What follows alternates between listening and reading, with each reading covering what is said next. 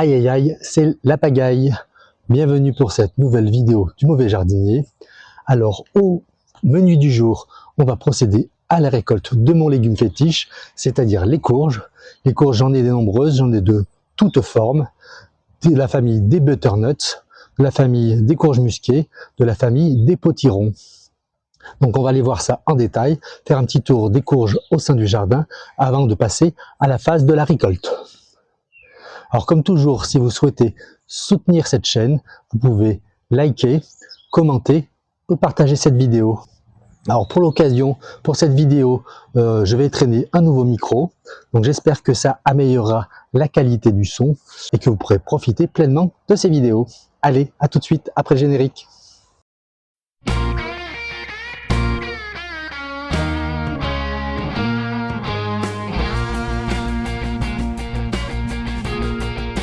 Alors pour cette séance de récolte des courges, on va commencer par cette zone où c'est plutôt des butternuts. Donc là j'en ai plusieurs, ils sont plutôt petits mais ils sont nombreux. Et le plan jusqu'au bout essaye de faire des fruits, puisque si ces trois fruits ici, ici et ici se sont formés durant l'été, en juillet-août, ce dernier fruit là est tout récent, il date du mois de septembre. Donc voilà, c'est une dernière tentative. L'arrière de l'été et le début d'automne étant assez doux, le plant n'est pas encore mort, hein, bon, ça sent quand même la fin, mais il a tenté de faire des derniers fruits. Et j'ai plusieurs pieds de courge qui typiquement font de la sorte. Donc j'ai du coup, par exemple ici, vous voyez, j'ai encore un autre butternut là, un autre ici. Et là j'ai un fruit là qui est tout récent, qui vient aussi d'être formé.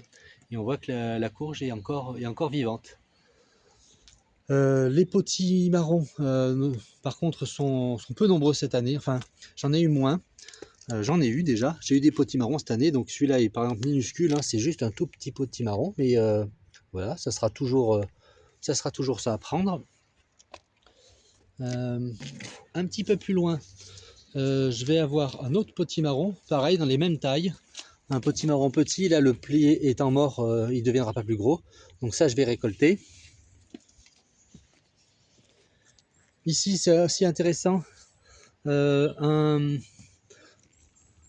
courge qui a gonflé, tant et si bien qu'elle a éclaté. Et du coup, il y a une cicatrice. Donc là, celui-là, je vais le consommer assez rapidement parce que du coup, la conservation sera plus limitée, hein, la peau ne couvrant pas la totalité du fruit. Et on voit juste à côté une autre courge, un autre buttertrouille de dernière minute qui a été fait assez récemment sur cette branche, sur cette sous-ramification du pied de courge que l'on voit ici. Pareil, là aussi une autre tentative de faire un fruit de dernière minute. On voit qu'il est encore tendre, hein. Il est assez attaqué. On voit qu'il y a une limace qui a essayé de grignoter la peau, une limace ou un escargot peut-être même, qui a essayé de grignoter la peau. Qui est très dur, hein, mais sur les fruits hein, très jeunes, la peau est plus tendre et ils arrivent à attaquer le butternut. On voit ici d'ailleurs un autre butternut en suspension. Donc ça c'était l'expérience de l'année, essayer de mettre plus les courges en suspension. Donc j'en ai plusieurs. Du coup ça fait des formes un petit peu plus allongées. Vous voyez, hop, ça fait, hop. Vous voyez, un beau butternut tout en longueur, qui ne touche pas le sol, donc ça évite aussi le pourrissement, même si c'est quand même pas quelque chose dont je souffre beaucoup. Alors ici, ce pied de courge là est mort, hein, il a été beaucoup malade, attaqué par l'odium. Il y a même un fruit qui a tenté de se former mais qui est mort. Donc le pied a quand même donné un butternut ici, vous voyez. Donc ça, pareil à récolter. On voit que quelques tomates font de la résistance. Mais c'est vraiment, pour les tomates, c'est la fin. Donc ici, une autre courge en suspension. Alors je sais pas si c'est un butternut. Ça, c'est un peu plus foncé. Mais oui, je dirais que c'est quand même plutôt un butternut. Et vous voyez, en suspension, ça donne des formes, je trouve, assez sympathiques, hein, comme des gouttes d'eau, très allongées en poire. Et je trouve ça vraiment très sympa. Donc voilà pour cette zone. Ici encore, des pieds qui n'ont pas donné grand chose. Pareil, des pieds, alors ça c'est un pied qui avait poussé tout seul, donc il n'a pas donné grand chose. Et je vois qu'il tente de faire un fruit, mais là pour le coup ça va être un peu tard. Il tente de faire des fruits ici, là et ici. Mais c'est des tout petits fruits, je ne pense pas qu'ils grandiront ceux-là. C'est vraiment les fruits dernière minute, et ça dépend vraiment de la météo. Alors celui-là a une forme un peu bizarre, je pense qu'il n'a pas dû être fécondé correctement. En tout cas, plutôt à consommer rapidement, mais voilà, une espèce de courge écrabouillée. Donc dans les courges de dernière minute, celui-là, aussi du mois de septembre, une ici, et un autre ici. Donc plutôt beau hein, pour des courges de dernière minute. Tenez, on voit une limace en pleine action, on essaie d'attaquer la courge. Mais là, voilà, je pense que la peau est déjà bien dure, elle ne va pas réussir à l'attaquer.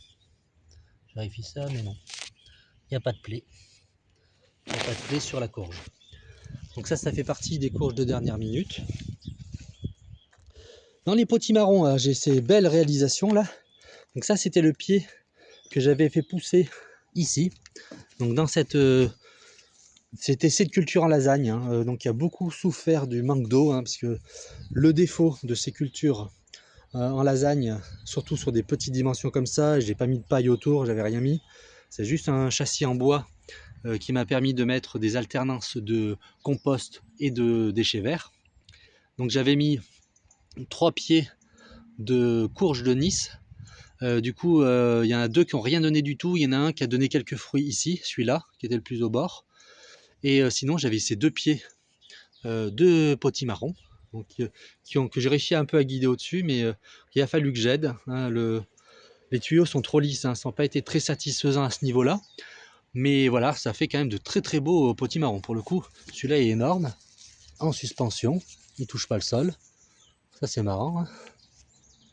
Hein. C'est vraiment solide. Hein. Donc voilà, un très très beau potimarron. Et j'en ai un deuxième ici, tout aussi beau. Ici, donc ça, c'est vraiment les belles réussites. Donc ceux-là, je conserverai bien sûr les graines. D'ailleurs, n'hésitez pas à me dire en commentaire si vous êtes intéressé pour avoir des graines. Je vous les enverrai de bon cœur pour que vous essayiez chez vous, voir si vous avez de meilleurs résultats ou des résultats équivalents en tout cas. L'idée, c'est de partager les succès positifs. Voilà pour les principales courges. Pour la courgette, on va aller voir ici. Donc ici, c'était ma courgette de Nice que j'avais gardée spécialement pour les graines. Donc bien sûr, elle pourra se manger, pas en courgette fraîche, mais en... Il y a encore une limace, un petit escargot. Elle pourra se manger en soupe. Et évidemment, je pourrais récupérer les graines. Donc c'était le but de ce pied, que j'avais conservé ce fruit, pour pouvoir récupérer les graines et être autonome dans ma production de l'an prochain. Voilà, ici ce sont les derniers pieds de courgettes de Nice, mais pareil, ils ont beaucoup souffert de l'odium sur la fin de saison, et là ils essaient encore un peu de pousser, mais je pense pas que j'aurai de fruits. Je vois qu'il y a des petits fruits qui essaient de se former, mais on est bien trop tard dans la saison, il n'y a plus assez de chaleur, il y a de la pluie, mais il n'y a plus assez de chaleur pour espérer avoir la moindre récolte. Voilà, allez, on va passer à la récolte, et on voit le résultat tout de suite.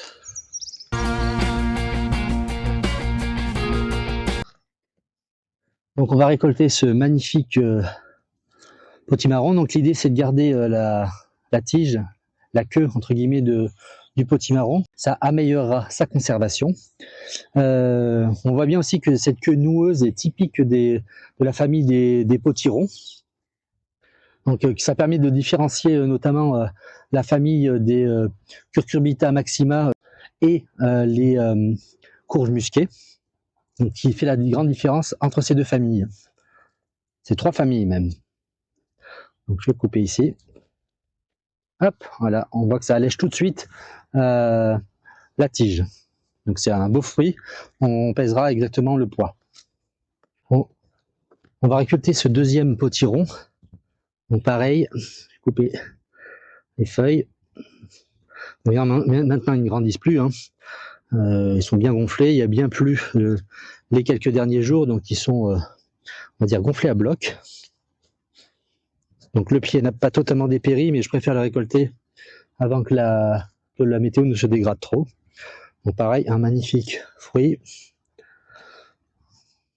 Magnifique. Une belle couleur orangée. Ça, c'est un beau potimarron.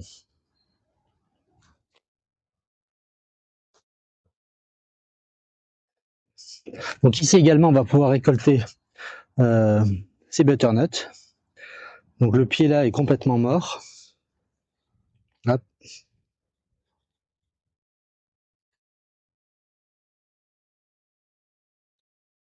Hop. Vous voyez, beau butternut, vraiment ferme. C'est vraiment une belle satisfaction.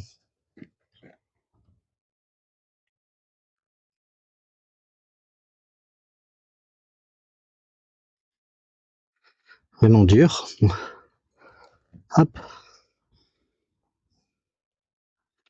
Voilà. Celui-là aussi qui est très très beau. Et le dernier de la zone.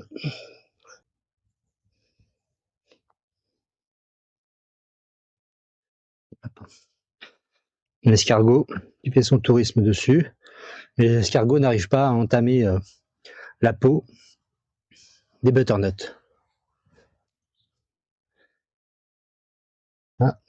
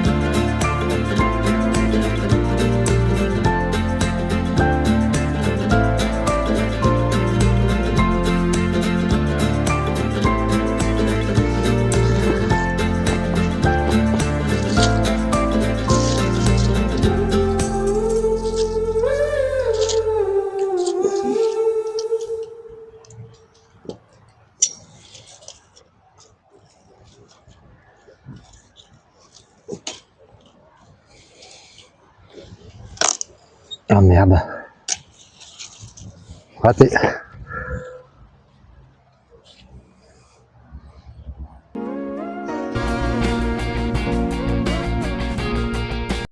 Voilà, une nouvelle fois, je vous fais un appel. Si vous êtes intéressé pour obtenir des graines de mes cultures, je stocke et je récupère mes propres graines.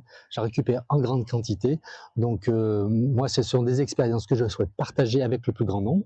Donc, si vous êtes intéressé pour en avoir, il n'y a pas de souci, contactez-moi, je vous en envoie. Et je serai très intéressé, en revanche, d'avoir vos retours, savoir si ces graines pour la saison prochaine poussent bien dans votre jardin, poussent mieux que dans le mien, au contraire, ne fonctionnent pas du tout. C'est une expérience très enrichissante. L'idée, c'est de faire un partage d'expériences collectives et de voir si, ensemble, on arrive à améliorer les légumes, améliorer la productivité dans le jardin. Allez, à très bientôt pour une prochaine vidéo. Ciao, bye!